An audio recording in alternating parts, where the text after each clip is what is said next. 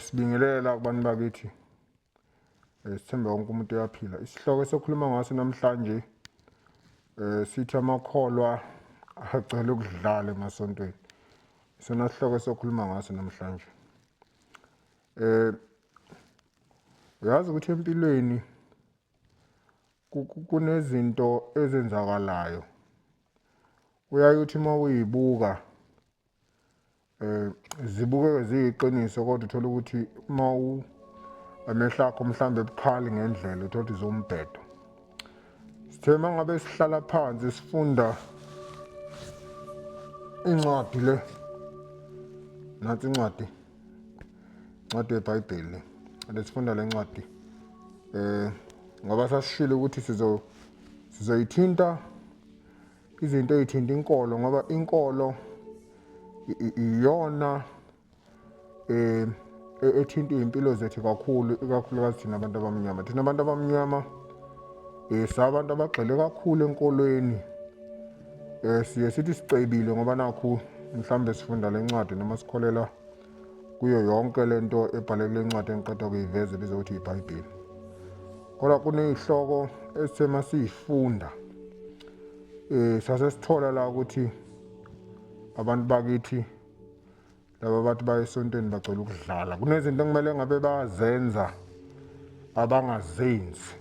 And isitheke iBhayibheli nalo sizolifunda kusuka kuGenesis lize kufike kwiSambulo. Namhlanje sizobe sikhuluma ngeSabatha. Again, we are House of Radical Intellectuals and sikhuluma ulimi lwesiZulu ngoba inhloso ukuzuza abantu bakithi. Umuntu wakithi ke lo. Ngoba umbona nje umuntu wakithi ufephila.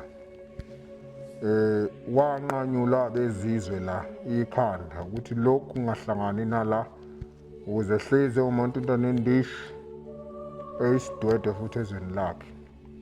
Hloso ke thina ukukhenika umqondo womuntu usebenza ngendlela ngoba nizuka nefika ama-colonizers bevela entshonalanga bevela nase-Arabia kwenziwa abantu abamnyama igqila. Njengoba sithi sikhululekile ke kumele sikwazi ukukhululeka nangokomqondo. Thina sesikhululekile bese sithi ucathulisa abantu bakithi mbijana. Isihloko ke sanamhlanje sithi amakholwa agcwele ukudlala emasontweni. Incwadi esiyifunda ke ngani zakwethu ke yizo lezi. Incwadi esiyifunda okay asiqale la. Yonke into njengoba siphila nje inomnikazi wayo. Sithe masifunda incwadi yeBhayibheli sasesithola la ukuthi uNkulunkulu ngokomthetho kumele akhonzwe ngeSabatha hayi ngesonto. Njengabahlozi abahlaziya izinto ngoba zinjalo baphinde bayikhuluma ngoba zinjalo ngaphandle kokusaba. Semasithola la sathola ukuthi the seal of God is the Sabbath. uNkulunkulu into ayidingayo mangabe uthi uyamthanda noma uyamlandela kumele ugcine usuku leSabatha. Uma ungaligcini usuku leSabatha ugcwele ukudlala. Yingakho sithe noma isihloko sanamhlanje sithi amakholwa agcwele ukudlala emasontweni.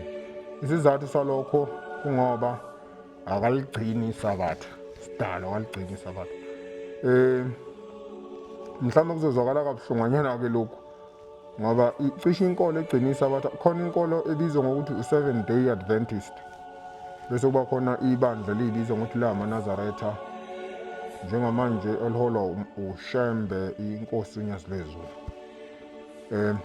Ibona ke abaphusha kakhulu lento ukuthi agcine iSabatha. Yingakho sithe ake siyibheke namhlanje lento yeSabatha. Sike sima ukukhuluma mhlawumbe ngobugqila nangezinye izinto ezayibhekene nabantu bakithi abamnyama. Sithi namhlanje ake sibheke indaba yeSabatha. Sithe mangabe siyithola ke ukuze singabe bade kakhulu sizofunda incwadi zibe ntathu. Yokuqala ka Exodus 20 verse 7 to 11. Yesibili ka Exodus 35 verse 1 to 3. Bese kuthi yokugcina kube ka Exodus 16 verse 23.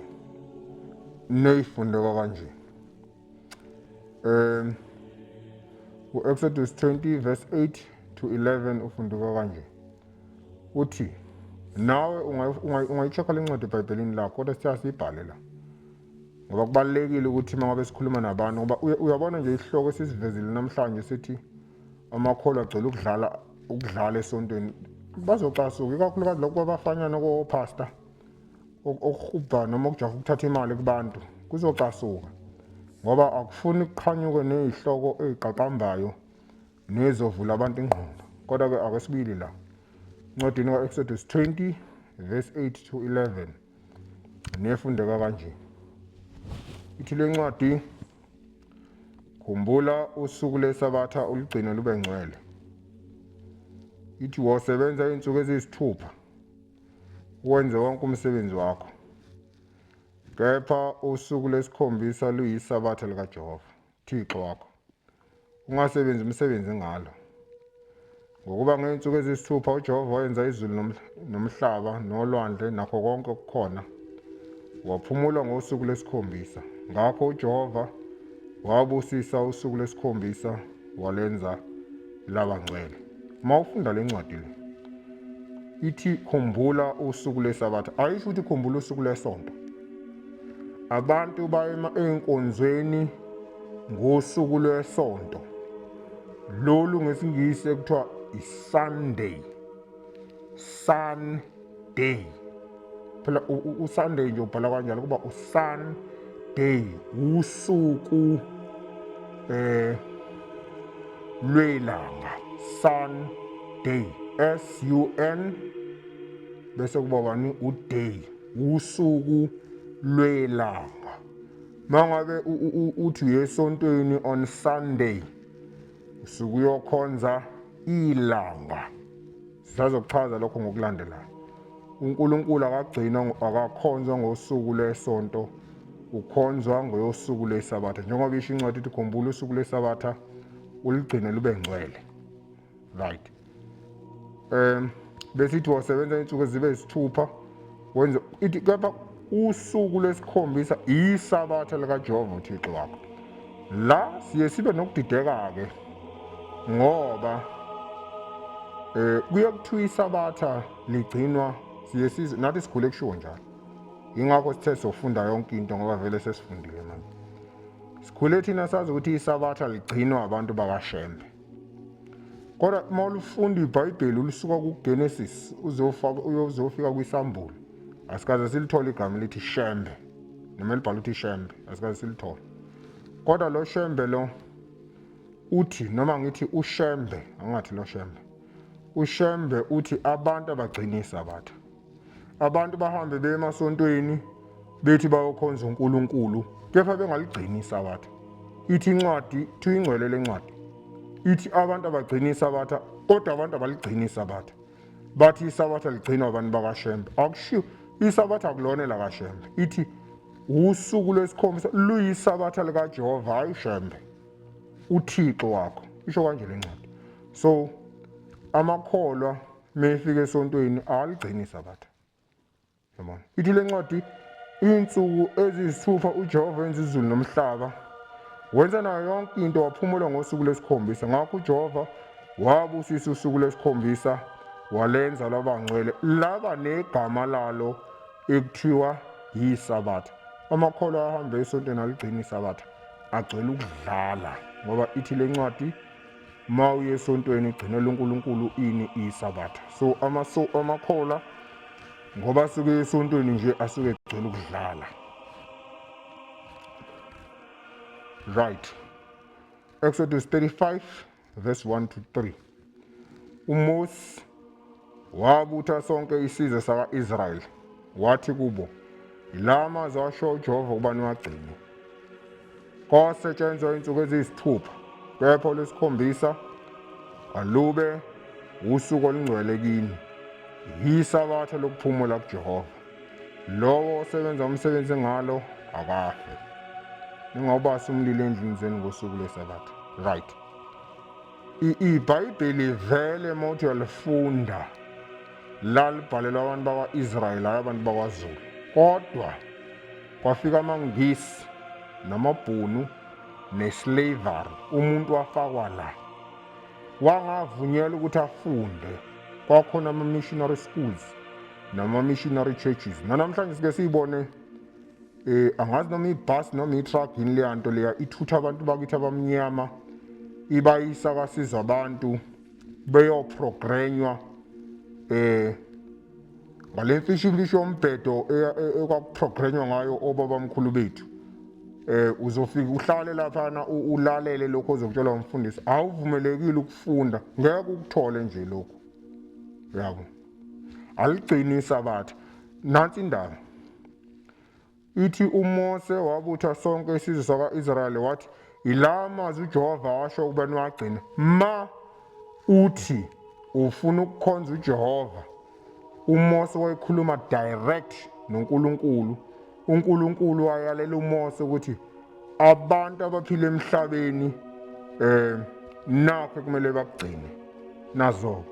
Ithi le ncwadi makusetshenzwa iy'nsuku zibe ngaki, zibe yisithupha, kepha usuku lwesikhombisa alube ngcwele. Linegama usuku lwesikhombisa, kuthiwa isabatha lokuphumula kuJehova. Akusho ukuthi isabatha lokuphumula kuShembe, cha.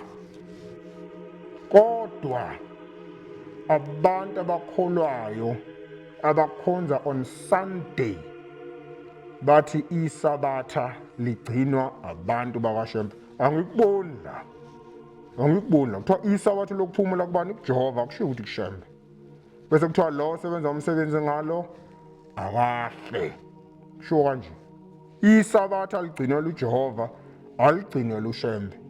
Mawuzothi isabatha ligcinwa abantu bakaShembe bese uhamba esontweni ufike ungaligcini isabatha, ugcwele ukudlala ngane yakwethu.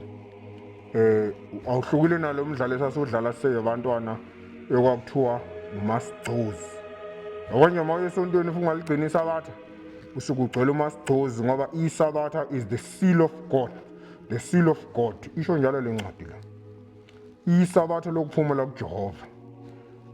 Wonke umuntu ufuna agcine isabatha, isho njalo le ncwadi. Bese ithi ningawubasi umlilo endlini zenu ngosuku lesabatha. Nansi ke indaba. Bazongixolela abantu bakaShembe ne, ngoba engathi ibona benza kahle la gcineni isabatha. Bazongixolela impela ngoba ngizolo ngibavuza nawe ndageni. Uyazi ukuthi ngalolu suku thina sithi umgqibelo noma iSaturday, abantu bakwaShembe bathi lolo suku luyisabatha, lungcwele, lokudumisa uJehova. Abantu bakaShembe abawubasi umlilo ngosuku lesabatha, on Saturday. Sidalwa abawubasi. Nemicimbi futhi abayenzi ngesabatha, abangcwabi ngisho nangesabatha. Ayikho into abayenza ngesabatha, bayalihlonipha lolu suku. Kodwa sizwa kuthiwa uShembe uyisa abantu esihogweni.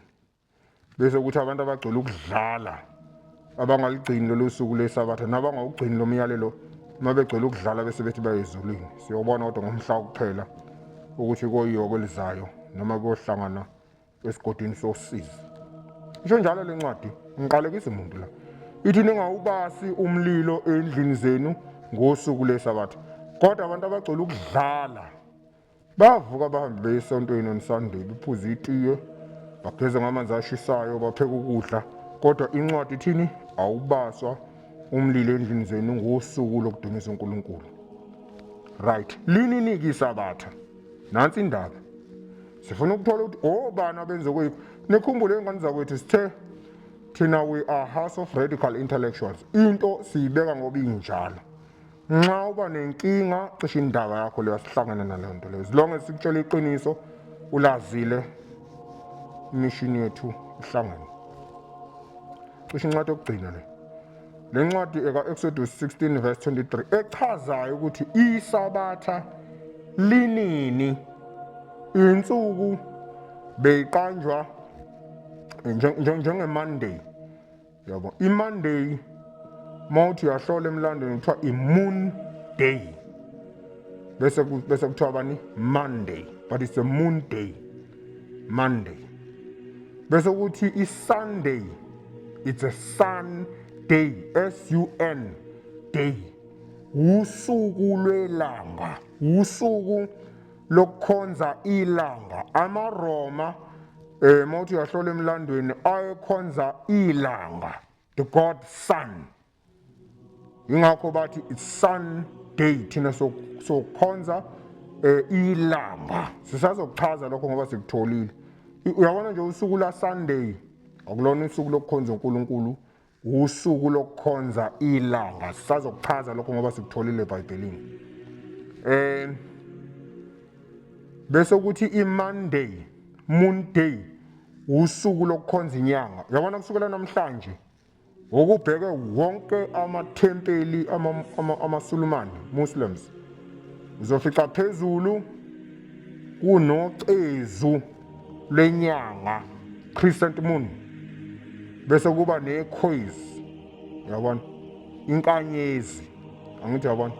Lokho kusho ukuthi the moon, ngoba sithi the moon day. Phambilini bekukhonza lezo zinto, abanye bekhonza ilanga, sun, Sunday, abanye bekhonza inyanga, crescent moon, and the star. Lokho kufica esontweni lani lama-Muslim. La inkolo yabo ke isuka eSaudi Arabia, and then bafika belungu noma Europeans wona esuka leko Italy. Phambilini bekunento ebibizwa ngeRoman Roman Empire, kwakuyikhonzela ilanga. Sisazonivezela lezo zinto esiyitholile, kodwa ake sibuye la sizothola ukuthi lunini usuku lweSabatha. Yabo, le ncwadi ithi wathi kuzo, Exodus 16:23, wathi kuzo yilokhu akusho uJehova ukuthi kuwusuku lokuphumula ngomuso, yiSabatha elingcwele kuJehova. Yosani lokhu niyakukosa, nikupheke lokhu niyakupheka, nibeke konke okuseleyo kulondoloze kuze kuse. Bakubeka njengokusho kukaMose, akwanuka akwaba nempethu.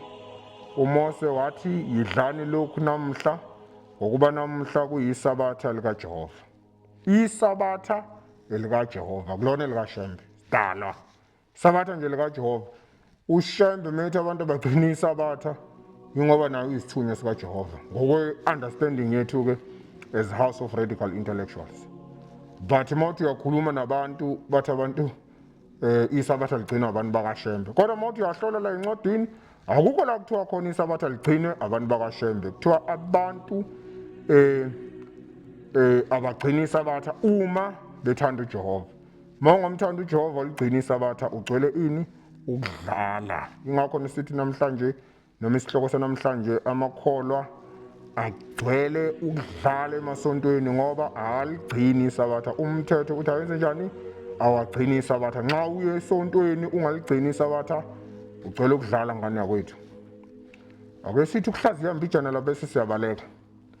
Ithi le ncwadi wathi kuzo kusuku lokuphumula ngomuso iSabatha elingcwele kubani? kuJehova, hayi kuShembe, kuJehova. Wasathi yosani lokhu niyakukosa. Uyabona ke lolu suku ekuthiwa Friday lusukela la. It's a frying day. Yosani lokhu nizakukosa, niyafrya on Friday, nipheke lokhu niyakupheka bese nipheka lokhu. Yingakho lolu suku ekuthiwa iFriday kuwusuku olwandulela iSabatha, ngoba ngeSabatha awupheki. Isho njalo le ncwadi, ithi nikupheke lokhu niyakupheka, nikubeke konke okuseleyo, nikulondoloze kuze kuse. Isho njalo le ncwadi. Incwadi nedlule kuyona ka-Exodus 35 ithe ningawubasi umlilo endlini zenu. Yingakho on Friday kosiwa yosani, frayani lokho nizokukufrya Friday, nipheke lokho nakukupheka, nikubeke konke okuseleyo, nikulondoloze kuze kuse, ngoba ngakusasa awubasi umlilo. Bakubeka njengokusho kwaMose, akunukanga, akubanga nampethu. uMose wathi yidlani lokhu namhlanje, yidlani lokhu okungawusiwe, okungaphekiwe, ngoba kwenziwe on Friday.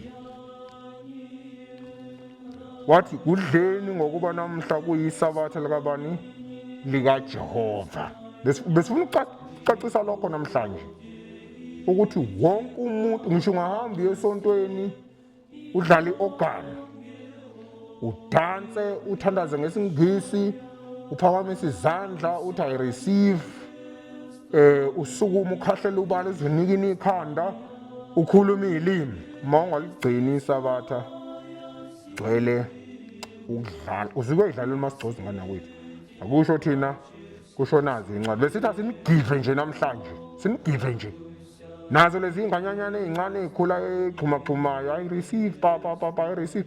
If ungaligcini isabatha nje you receive nothing my friend, and there is no Holy Spirit. The only seal of God is the Sabbath. Ikhona ibandla lamaKristu eliyibiza nge-Seventh Day Adventist.